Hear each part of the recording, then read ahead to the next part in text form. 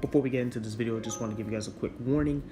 I have a really bad mic leading to very, very bad audio. I hate it, but I really want to get this video out because I feel like it's important. So please excuse it, and I'll catch you guys on the next one.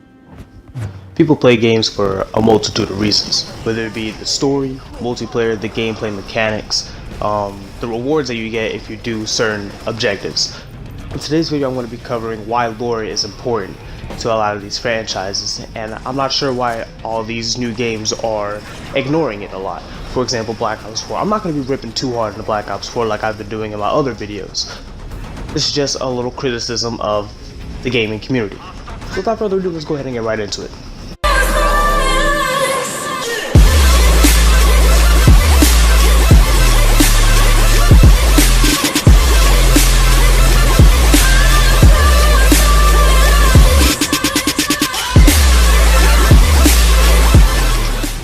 A common argument that is made against story is, why is it necessary?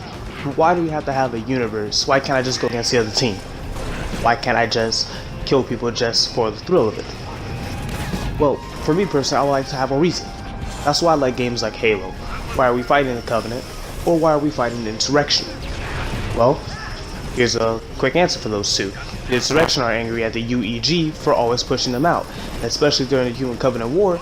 They wouldn't send reinforcements to those locations, leading to many outer colony deaths. And a lot of the times, those outer colonies were glassed. Why are we fighting the Covenant? Well, the Covenant want to ignite the rings. There's even a little sub-point to that, is that the prophets knew that humanity was the real reclaimers, that we were the ones that were supposed to take the mantle of the Forerunners. But prophets didn't like that, so they ordered for our extinction. That's why we're fighting the Covenant. It's not because they just hate humanity. For a lot of the Covenant, they were just doing what they were told. And over the years, yeah, they did develop a hatred for us. I mean, we killed millions of their people, and they killed 3 times of us. 3 times more of us. You know what I'm saying? It's important that we get to establish a universe. That way we can have a reason to fight. And it actually sets down the groundwork for the multiplayer as well. That's why I like the reason that they gave for Halo 5. That the reason why we have red Spartans going against blue Spartans. It's a training simulation. It's to help your Spartans get better. I like that. The reason why Titanfall 2 is an exception when it comes to this is because sometimes the gameplay isn't a mirror of the campaign. It's the groundwork for the campaign. For a while we were wondering, why do pilots like to wall run so much? Why do they have to do all this parkour? You have an in-universe explanation for that.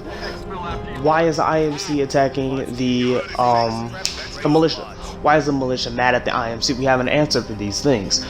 They answer some of the questions that we have in multiplayer, and I understand not a lot of people are into lore. I am, and so are many other gamers. That's why we were a little angry when we learned that Black Ops 4 wasn't having a campaign. I'm over that now, because I learned that, hey, not everyone's following this template. Not everyone is just focusing on multiplayer. And I'm not going to say that multiplayer isn't a core necessity for a game, it is. But in my opinion, it always comes second to the story. That's why people like games like Destiny. Destiny is known for its multiplayer nowadays, but the thing that got people hyped for Destiny 1 and Destiny 2 was a story, man. I'm telling you. We had so much anticipation for Destiny 1's story, the lore surrounding it. Destiny 2 with Forsaken, that's coming out in just a few days, actually. Dear God, I'm hyped. I'm hyped to learn more about the Scorn. Hyped to learn about more of the Dreaming City. That's the stuff that gets us interested in the game, not just the multiplayer. See, that's when I'm not putting too much of an emphasis on it. So for all you people that are just, complaining that, oh yeah, Halo Infinite's all going to be about the story, of course it is. Of course, it's Halo, man. It's Halo. You can't have a Halo game without a good campaign. Look at Halo 5, for example. Look at how bad that game was at launch, and look how it is now. Sometimes multiplayer is the backup plan. If you can't have a good game with the story, multiplayer is your last line of defense. I'm not gonna just sit here and just ramble on. I'm gonna give you just one more point that is very, very important. Alright? People wondering why I hate it when people say gameplay comes first, or multiplayer should just be the only thing, and why I'm against games like Fortnite. I can't get invested in them.